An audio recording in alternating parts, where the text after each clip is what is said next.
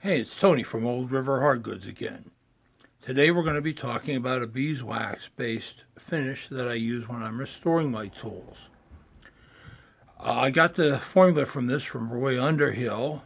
It was either in one of his books or TV show, but I know that it's been around for a lot longer than that. And the formula is very simple. It's 1/3 melted beeswax, 1/3 linseed oil, boiled linseed oil, and 1/3 mineral spirits. Now, these are flammable materials, and you have to use a little bit of care and caution when working with them.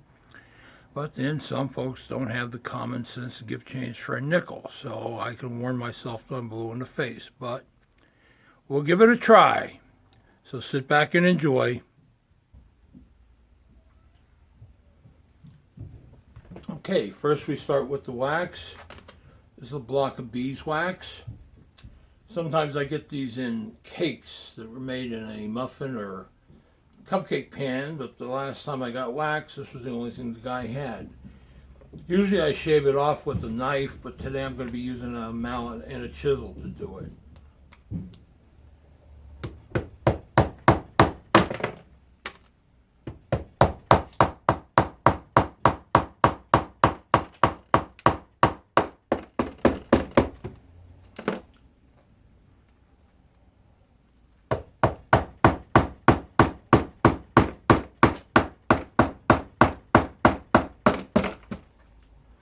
You could just take off one big chunk and melt it, but it's a lot easier with smaller pieces.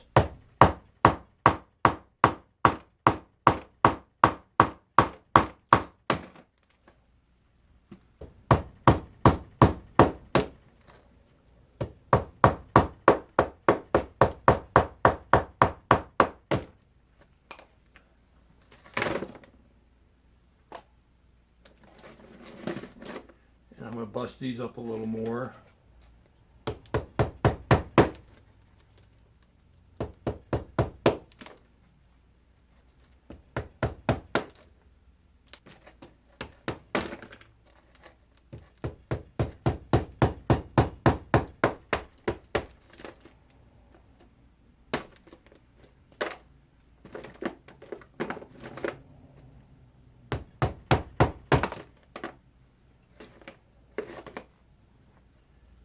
All right.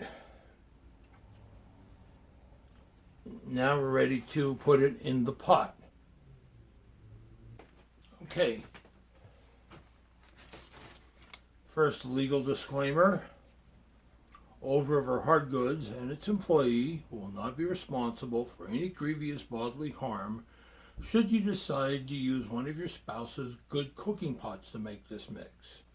I mean, cheap pots are a dime a dozen out there at the Goodwill store, Salvation Army, flea markets, what have you. You want a 1 quart at best steel pan. Stay away from the Teflon lined ones, and I used an aluminum pan originally. That'll work. Cast iron, I can think of better things to use cast iron for. Me, I use this old coffee can. I've been using it for about 15 years now. I don't know, I've lost track of it. But in the wax goes.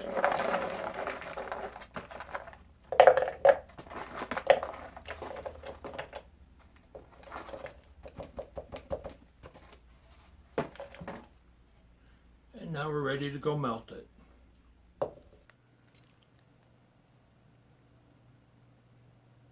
Okay, it's been on there about 10 minutes now, and it's just starting to melt. Again, I'm only running it on half heat because we don't want to cause any problems. Pardon the mess, but that's how I roll.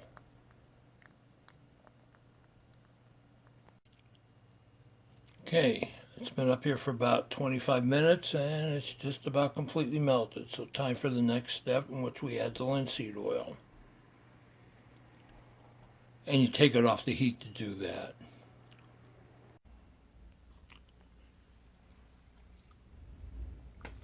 All right, now we're ready to add the linseed oil. This is my ratty old Canada stuff, which I got from one of the guys that does clean outs. house clean outs and what have you. It cost me all of $2 for what was a half a gallon when I got it, and it was still good, and considering it's close to $35 a gallon these days. Save money where you can. Now, if I was being scientific about this, which I'm not, I'd stick a metal ruler in there, measure how much wax is in, and double that amount, and then add the oil to it. But since I've been doing this for a long time, I just kind of make it by eye. Okay. Now the wax kind of coagulates because of if you can see this, because of the coolness of the linseed oil, so we're going to have to reheat it again.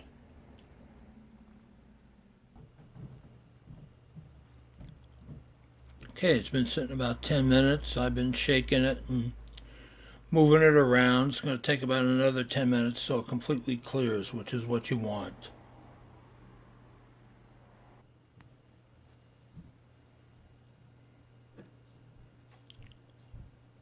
Well, it's just about done.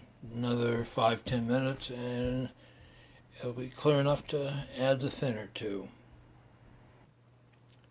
And it's pretty much all clear now. There might be 1 or 2 small bits in there, but I'm not going to worry about them.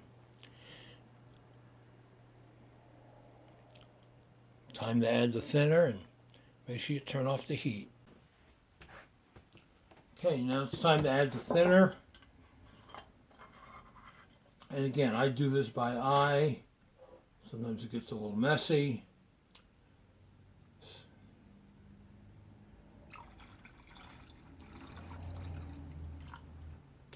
And that's about it there.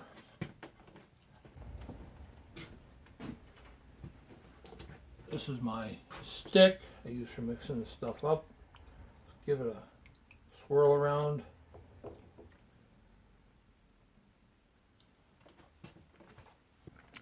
Speaking of messes, but this is a pot where I keep my wax in.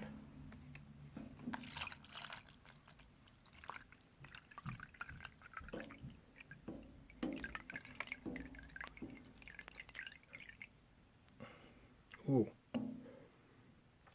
Yep. A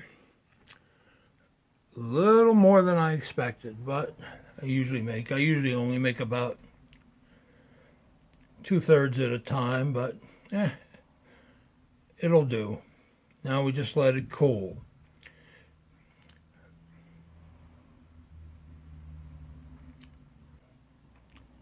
You can use this hot.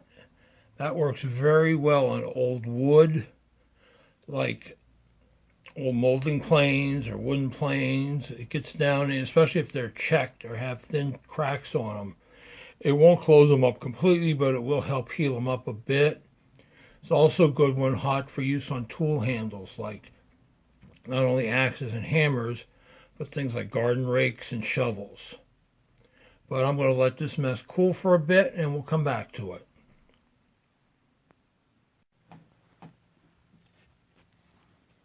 Okay, it's been sitting about an hour now. It's not completely set up, but I'll let it go overnight for that. A couple of alternatives. I know of one guy at least that uses Canumba wax instead of beeswax, which gives you a much harder finish. Some folks use turpentine instead of mineral spirits. I have, but I really just don't like the smell. It's a little too strong for sending tools out all over the country like I do. One thing, you do not want to use raw linseed oil because that stuff takes forever to dry, even in this mix, and you'll be waiting 2 to 3 weeks for something to dry and cussing at me the whole time.